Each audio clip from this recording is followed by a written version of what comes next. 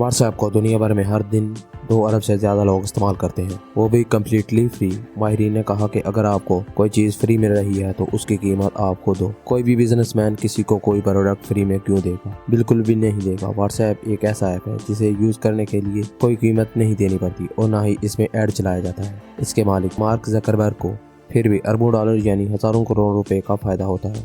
पर कैसे? व्हाट्सएप का बिजनेस क्या है और कैसे इसने हमारी सोसाइटी को बदल कर रख दिया है, आज हम जानने वाले हैं इस वीडियो में। तो वीडियो को शुरू करने से पहले अगर आपने हमारे चैनल को सब्सक्राइब नहीं किया तो चैनल को सब्सक्राइब कर लें और बेल के आइकन को लाजमी दबा दें ताकि इस तरह की इन्फॉर्मेटिव वीडियोस आप तक पहुंचती रहें। ये 2009 स्मार्टफोन्स का ज़माना शुरू हो चुका था। लोग नए नए ऐप्स का डाउनलोड कर रहे थे। 2005 में बनने वाला फेसबुक 2009 में बहुत ज़्यादा फेमस हो चुका था, इसीलिए ये कंपनी बहुत बड़ी हो चुकी थी।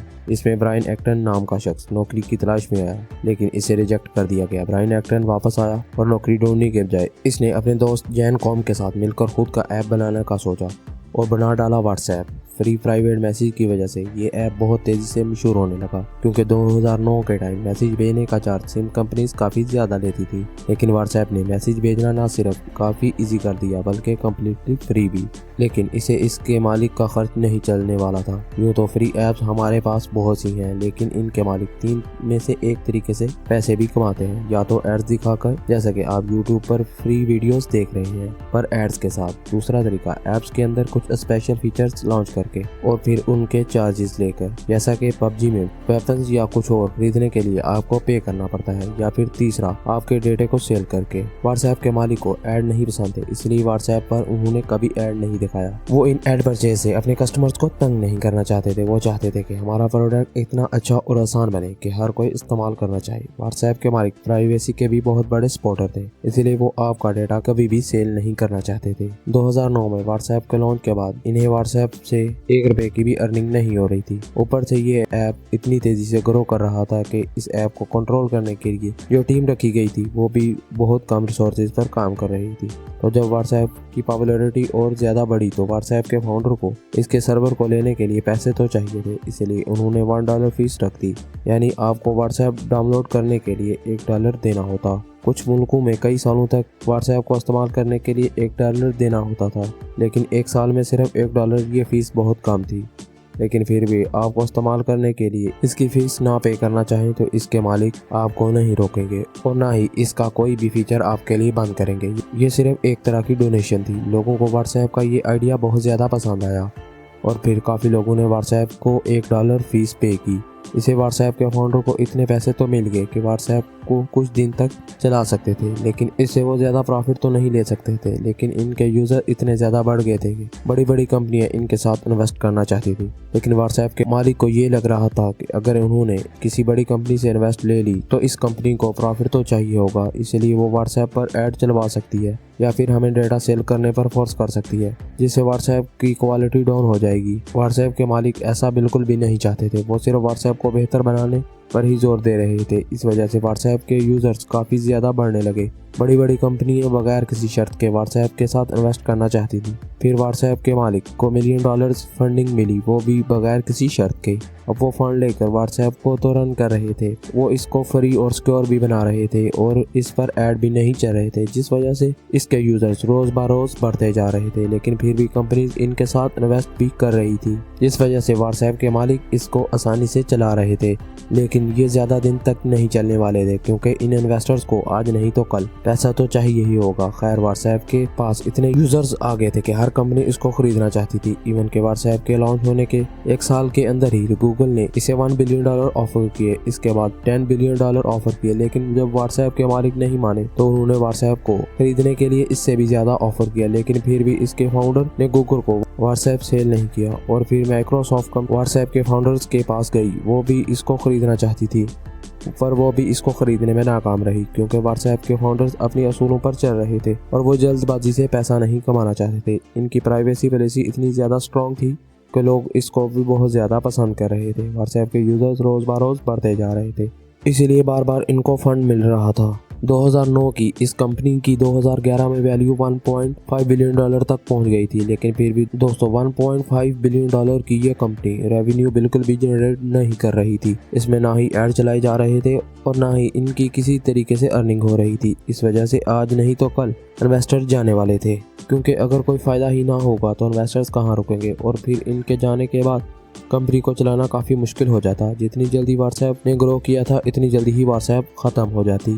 तभी व्हाट्सएप के मालिक ब्रायन एक्टन हैरान रह गए, क्योंकि इनको फेसबुक की तरफ से कॉल आया। जिस कंपनी ने इसे कुछ साल पहले इन्हें रिजेक्ट किया था, आज वही कंपनी इसके बनाए हुए ऐप्स को खरीदना चाहती थी। फेसबुक के मालिक व्हाट्सएप को खरीदने के लिए 19 बिलियन डॉलर देने के लिए तैयार थे। इसके अलावा मार्क जकरबर्ग ने कहा था कि वो इनके तमाम शर्तों को मानेंगे और व्हाट्सएप कंपनी को आपको ही रन करने देंगे। आप जिस तरीके से चाहें इसको रन करें, सिर्फ हमें इसकी ओनरशिप दे दे। फिर क्या था, व्हाट्सएप के मालिक ने ये डील डन कर दी और 2014 में व्हाट्सएप के मालिक फेसबुक कंपनी बन गई। व्हाट्सएप के फाउंडर्स के पास इतना ज्यादा पैसा आ चुका था, 19 बिलियन डॉलर यानी 1.5 लाख करोड़ रुपए। इसे इनके आने वाली नस्लें घूमती और खाती रहती, लेकिन मार्क जकरबर्ग ने व्हाट्सएप को इसीलिए खरीदा था क्योंकि इन्हें इसको खरीदने का काफी ज्यादा फायदा दिखाई दिया था। सबसे बड़ा फायदा ये था कि फेसबुक का ऐप मैसेंजर, जो कि मैसेज भेजने के लिए यूज किया जाता था, इसकी ग्रोथ से ज्यादा तेजी से व्हाट्सएप ग्रो कर रहा था और व्हाट्सएप पर मैसेजेस के मुकाबले में ज्यादा टाइम स्पेंड कर रही थी। इस टाइम फेसबुक कंपनी अपने तमाम ड्राइवर्स को पूरी तरह खत्म करने की कोशिश में लगी थी। इस वजह से उन्होंने इंस्टाग्राम को इन्हीं दिनों में 1 बिलियन डॉलर में खरीदा था। पर इसी के साथ मार्क जकरबर्ग को ये भी डर लगने लगा था कि कहीं European union anti monopoly law in पर ना लग जाए। इसीलिए मार्क जकरबर्ग ने यूरोपियन यूनियन के ऑफिशियल्स और व्हाट्सएप के फाउंडर्स को इस बात का भरोसा दिलाया कि हम व्हाट्सएप के यूजर्स को डेटा को नहीं पता कर सकते, क्योंकि व्हाट्सएप के सारे मैसेज इनक्रिप्टेड होते हैं। इसके बारे में व्हाट्सएप खुद नहीं जानता। इसके बारे में हम कैसे जानेंगे? यूरोपियन यूनियन के ऑफिशियल्स और व्हाट्सएप के फाउंडर्स को मार्क जकरबर्ग की यह बात काफी पसंद आई और इसी वजह से डील हो गई थी। और बाद में यूरोपियन यूनियन के ऑफिशियल्स और व्हाट्सएप के फाउंडर्स दोनों को ही इस डील पर बहुत ज्यादा अफसोस हुआ, क्योंकि फेसबुक कंपनी ने 1.5 लाख करोड़ रुपए में व्हाट्सएप खरीदा था। इसमें फेसबुक के मालिक को एक लालच ये भी था कि इन्हें व्हाट्सएप के यूजर्स का डेटा पता चलेगा, क्योंकि व्हाट्सएप के पास बिलियन यूजर्स हैं तो फेसबुक के पास करोड़ों लोगों के फोन नंबर और इनकी प्रोफाइल फीचर्स और इनके बारे में और भी काफी ज्यादा जानकारी हासिल हो जाएगी। लेकिन वो इस डेटा को अभी नहीं ले सकते थे, वरना इन्हें गवर्नमेंट और व्हाट्सएप के फाउंडर्स की सख्ती का भी सामना करना पड़ता, क्योंकि मार्क जकरबर्ग ने इस डील के दौरान ये कहा था कि आप इस कंपनी को अपने हिसाब से रन कर सकते हैं। जो कुछ भी टर्म्स एंड कंडीशंस में था वो सब कुछ 1 साल के अंदर खत्म होने लगा। फेसबुक ने व्हाट्सएप के मिलियन यूजर्स को ऐड दिखा दिए, जो कि व्हाट्सएप के फाउंडर्स को बहुत ज्यादा खराब लगा।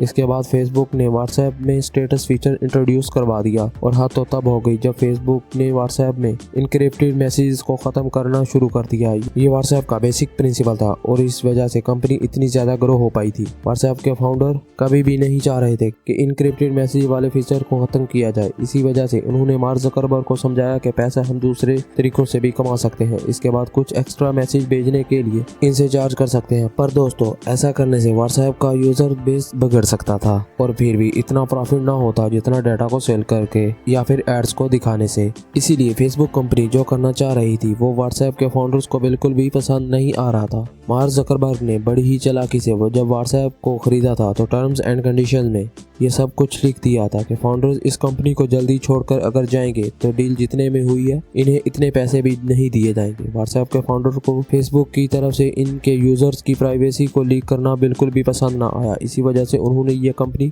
2 साल में ही छोड़ दी। इसके बदले में इन्हें 6-7 हजार करोड़ रुपए भी नहीं मिले, लेकिन फिर भी उन्होंने ये कंपनी छोड़ दी। आज भी ब्रायन एक्टन अपनी कई स्पीचेस में कह चुके हैं कि इन्हें हर दिन इस बात पर अफसोस रहता है कि उन्होंने अपने यूजर्स का डेटा बेचकर इनकी प्राइवेसी को खतरे में डालकर पैसे कमाए हैं। इसमें ब्रायन एक्टन की जरा भी गलती नहीं है। इसके बाद रिपोर्ट्स आने लगी जिससे पता चला कि व्हाट्सएप के यूजर्स का डेटा लीक होने लगा है। ऐसा ही एक स्कैंडल 2018 में हुआ। इसमें करोड़ों व्हाट्सएप यूजर्स का डेटा लीक हो गया था। इस डेटे के हिसाब से लोगों की जो साइकोलॉजी थी, इस हिसाब से लोगों को एड्स दिखाए जाने लगे। फाउंडर्स के जाने के बाद मार्क जकरबर्ग ने व्हाट्सएप को डेटा को बूट मोनेटाइजेशन फॉर्म में बदल डाला। उन्होंने इससे बहुत ज्यादा अर्निंग करने का प्लान तैयार कर लिया था। व्हाट्सएप पर नए नए फीचर्स इंट्रोड्यूस किए गए, जैसा कि व्हाट्सएप बिजनेस, व्हाट्सएप पेमेंट। अब व्हाट्सएप के थ्रू फेसबुक कंपनी के पास यूजर्स का न सिर्फ कॉन्टैक्ट नंबर प्रोफाइल पिक्चर बल्कि अकाउंट नंबर भी इनके पास पहुंच जाता और आप क्या ख़रीदना पसंद करते हैं ये सब डेटा इनके पास बड़ी आसानी से पहुंच जाता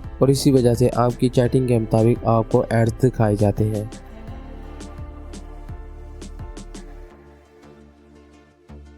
हमारी ये वीडियो कैसी लगी कमेंट में ज़रूर बताइएगा। अगर आपको हमारी ये वीडियो पसंद आए तो वीडियो को लाइक करें, चैनल को सब्सक्राइब करें और बेल के आइकन को लाजमी दबाएं।